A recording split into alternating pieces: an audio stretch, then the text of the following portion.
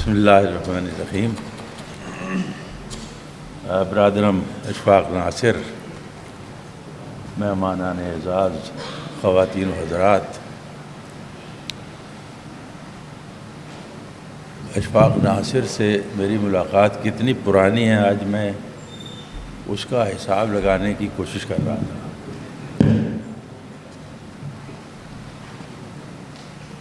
ماہ سال کی رفتار اتنی تیز ہے کہ اس کو حساب لگاتے ہوئے کچھ قرب اور بعد کا اندازہ خلق ملت ہو جاتا ہے۔ بس مجھے اتنا یاد ہے کہ ان سے جب میری ملاقاتوں کا آغاز ہوا تو اس وقت یہ زیادہ نوجوان تھے اور میں کم بوڑھا تھا۔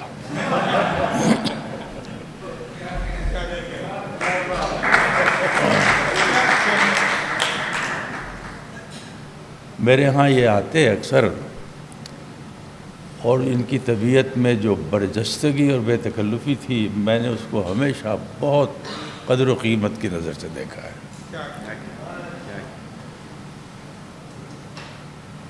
وہ جب بھی اشفاق ناصر میرے ہاں آتا تو وہ شعر کو پڑھنے کی سرشاری جو اس میں اس وقت سے آج تک ہے، میں اس کو شعر پڑھتے ہوئے محسوس کرتا تھا کہ یہ شعر میں تحلیل ہو جاتا ہے۔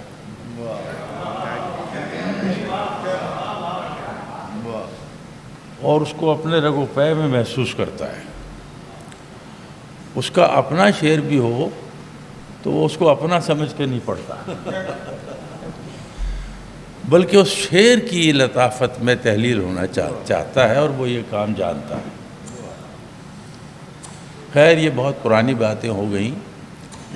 آج ہم نے اشفاق ناصر کے فن پر بہت سی قیمتی تجزیاتی عالمانہ گفتگویں بھی سنی، اور ان کی جو بہت قرب رکھنے والے دوست ہیں ان کے تاثرات بھی سنے، اور آخر میں خود اشفاق ناصر کی غزلیں ان کی زبانی سنی، تو بات لے دے کے پھر وہیں پہنچ گئی کہ میں اس کی غزلیں سنتے ہوئے وہی بات محسوس کر رہا تھا، وہ سوال جو آج تک اس کا تجزیہ بڑا مشکل ہے، جو اقبال نے کہا تھا، سخن میں سوز الہی کہاں سے آتا ہے۔ یہ چیز وہ ہے کہ پتھر کو بھی گداز کرے۔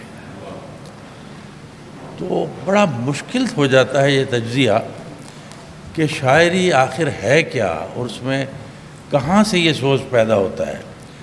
ان کا مجموعہ مجھے ایک دو روز پہلے ملا، ان کی شاعری سے ہمیشہ جو میں تاثر میرا تھا وہ اور بھی زیادہ تازہ ہوا، بہت خوشی ہوئی۔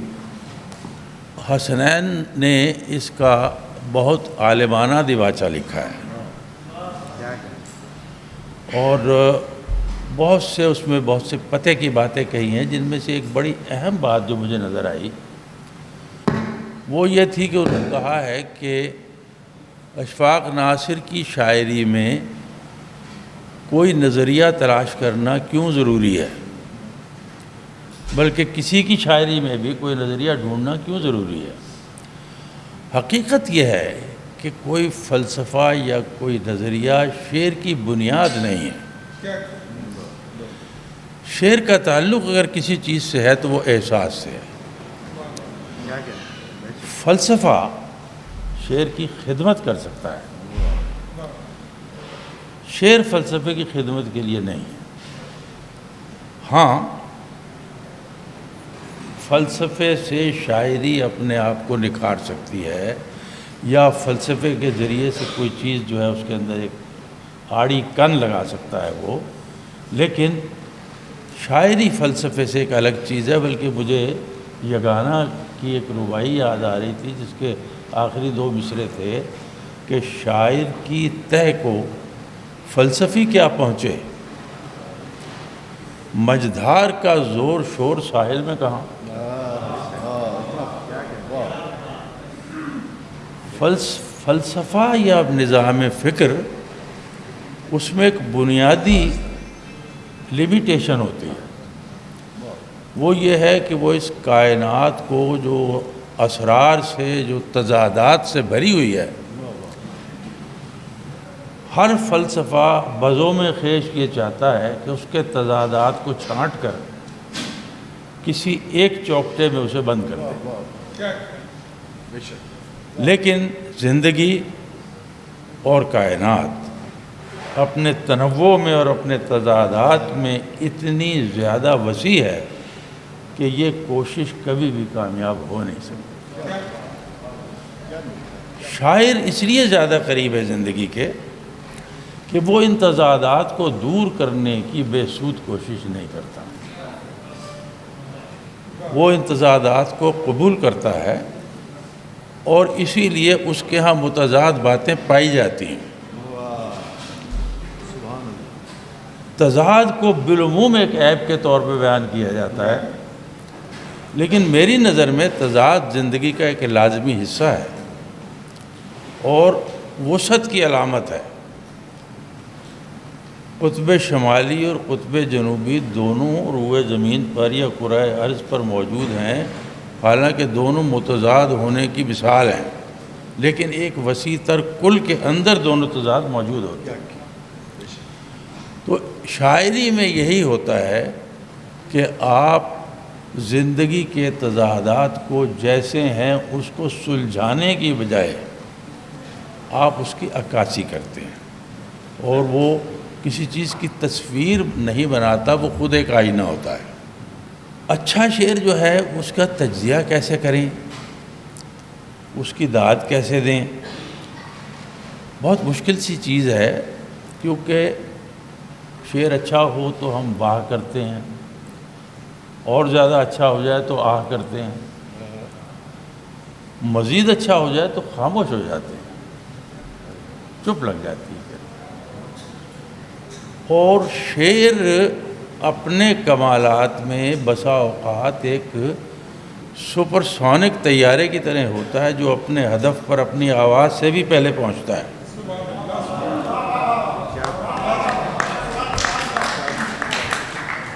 اس لیے یہ بات میں ہمیشہ سوچتا رہتا ہوں کہ شعر میں اہم کیا چیز ہے، اس کی جڑ اور بنیاد کیا چیز ہے، تو میں محسوس کرتا ہوں کہ ایک غمناک تخلیقی آہنگ اس کی بنیاد ہے، اور مضمون بھی ثانوی چیز ہے۔ شعر مضمون سے بھی عبارت نہیں ہے، بلکہ اس آپ کی داخلی آہنگ سے عبارت ہے جو آپ کے اندر سے پھوٹتا ہے، اور جتنا سچا ہوتا ہے اتنا ہی وہ دل و اثر انداز ہوتا ہے۔ مجھے یاد آ رہا ہے کہ ایک زمانے میں دہلی میں جو انہوں نے اپنا محمد حسین آزاد صاحب نے آب حیات میں لکھا ہے، سال ہا سال ایک مشاعرہ اس طرح پر ہوتا رہا کہ جس کے اندر ردیف تھی تیلیاں، خس کی تیلیاں، مگس کی تیلیاں وغیرہ، اس میں بیسیوں غزلیں کہی گئیں، اور صرف لفظی پینترے زیادہ تھے۔ قافیے میں گر نہ تھیں حضرت کے بس کی تیلیاں۔ کسی نے کہا کہ یار کی چلمن میں ہیں پائے مگس کی تیلیاں، تو کسی نے کہا کہ یار کی چلمن میں ہوں پائے مگس کی تیلیاں، چاہیے تو یہ کہ ہوں تارے نفس کی تیلیاں۔ اچھا، یہ تیلیاں وہ کئی برس تک چلتی رہیں، اور بظاہر یہ ایک بے سود سا ایک عمل تھا، لیکن میں نے ذوق کے دیوان میں جب ان کی غزل اس میں دیکھی تو ایک شعر پر آ کر میں رک گیا، اور میں نے محسوس کیا کہ کئی برس کا مشاعرہ بے سود نہیں تھا۔ ذوق نے یہ شعر جو کہا ہے، اس کا مفہوم جاننے کا مجھے اشتیاق ہی نہیں ہے، میں یہ جاننا ہی نہیں چاہتا کہ اس نے کیا کہا ہے، اس لیے کہ وہ شعر مجھ پر اپنے مفہوم اور معنی سے پہلے اثر کرتا ہے۔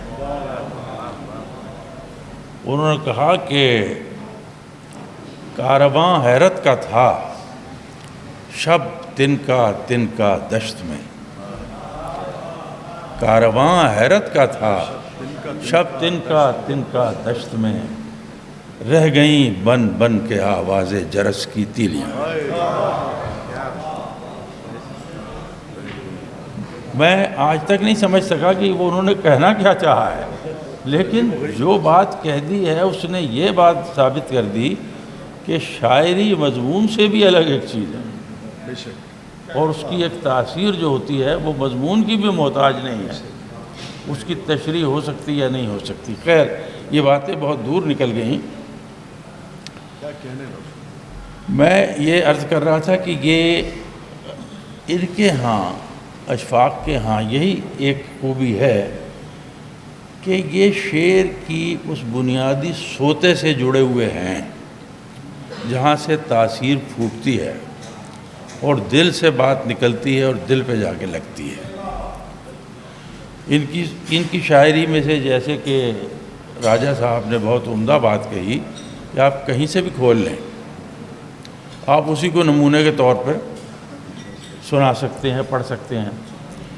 تو میں دیکھ رہا تھا، خیر میں نے چند ایک شعر نوٹ کیے، اس لیے نہیں کہ یہ کوئی انتخاب ضروری تھا، جہاں جہاں سے بھی میں نے پڑھا اور جو مجھے اچھے لگتے چلے گئے شعر، اور ان کے ہاں ان کے کلام میں ہموار گوئی بہت ہے، جیسے سب دوستوں نے کہا۔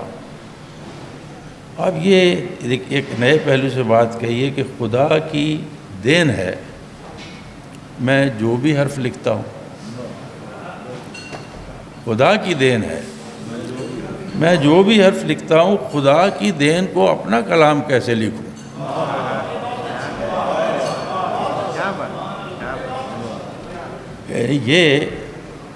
یہ ایک نئے زاویے سے بات کہی ہے، خدا کی دین ہے میں جو بھی حرف لکھتا ہوں، خدا کی دین کو اپنا کلام کیسے لکھوں؟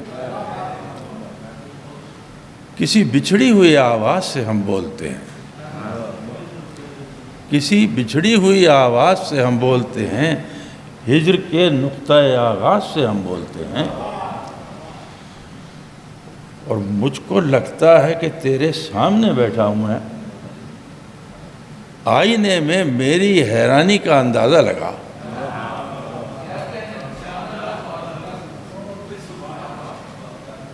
تمام بچھڑے ہوئے میری آنکھ میں آ جائیں، تمام بچھڑے ہوئے میری آنکھ میں آ جائیں، ہے ناؤ چلنے کو تیار، شام ہو گئی ہے۔ بس اتنا کہنا تھا اس پار اترنے والوں سے کہ ان کے بعد تو اس پار شام ہو گئی ہے۔ بس اتنا کہنا تھا اس پار اترنے والوں سے کہ ان کے بعد تو اس پار شام ہو گئی ہے۔ وہی دیا ہے، وہی سلسلہ، وہی میں ہوں، وہی ہے جان کا آزار، شام ہو گئی۔ اور ہوا اڑائے تجھے خاک رہ گزر کی طرح، ہوا اڑائے تجھے خاک رہ گزر کی طرح، تو میری نقل مکانی سمجھ میں آ جائے۔ اچھا، اب دیکھیے بعض یہ تراکیب ان کے آتی ہیں جو اگر آپ اس کو الگ کر لیں تو بڑی سنبھالنا مشکل ہے اس کو۔ کوہ مشک کے عشق ہوں، گمنام کر دے گی مجھے، ریزہ ریزہ یہ ہوائے شام کر دے گی مجھے، اور بام پر یا سر تالاب کہاں رکتا ہے، دوست یہ زینہ مہتاب کہاں رکتا ہے، اس تعاقب نے مجھے دشت میں لا کر چھوڑا، دیکھنا تھا دل بیتاب کہاں رکتا ہے، ایک صورت ہی شب و روز ہے میرے آگے، آنکھ کھلتی ہے مگر خواب کہاں رکتا ہے، آنکھ کھلتی ہے مگر خواب کہاں رکتا ہے۔ تو کلام ان کا اتنا چیدہ ہے کہ جہاں سے جی چاہے پڑھ لیں، اس میں وجہ یہی ہے کہ وہ اس کی بنیاد ایک فطری شدت احساس پر ہے، ایک فطری تخلیقی آہنگ پر ہے۔ مضامین اور ان کا تنوع یا ان کا تجزیہ یہ سب کچھ ثانوی باتیں ہیں۔ میں بہت مبارکباد پیش کرتا ہوں اشفاق ناصر کو کہ آج اس بزم میں وہ لوگ موجود ہیں جو سب کے سب چیدہ ہیں، یعنی فردن ہم کہہ سکتے ہیں کہ یہاں کوئی ایسا شخص اس وقت موجود نہیں ہے کہ جس کو شعر کا ادراک نہ ہو۔ اتنی ایک سلیکٹڈ گیدرنگ کم ہوتی ہے، اور لوگوں نے ان کے کلام کو شوق سے سنا بھی ہے اور اس کی بہت سچائی اور اخلاص سے داد دی ہے۔ سب لوگوں نے جتنی گفتگو فرمائی ہے کوئی نہ کوئی زاویہ بہت خوبصورتی سے نمایاں کیا ہے، اور میں سچی بات ہے کہ میں اپنے لیے اس بات کو باعث اعزاز سمجھتا ہوں کہ اشفاق ناصر نے مجھے یاد کیا اور یہ عزت بخشی، اور یہ ہمارے وسیع شاہ صاحب جو ہیں یہ چونکہ سرگودا سے تعلق رکھتے ہیں اس لیے بہت سی باتیں جذبات کی شدت میں کہہ جاتی ہیں۔ پورا شہر کہتا ہے۔ ویسے بھی یہ ہے کہ یہ ایک کامیاب آدمی ہیں، لیکن ہر کامیاب آدمی میں یہ بنیادی شرافت نہیں ہوتی۔ میں آپ سب کا بھی بے حد شکر گزار ہوں۔ میری معروضات جیسی بھی تھیں آپ نے بڑے محبت سے سن لی، اور میں سب کا اور خصوصاً اشفاق ناصر کو مبارکباد دیتے ہوئے ان کا شکریہ ادا کرتا ہوں۔ بہت شکریہ۔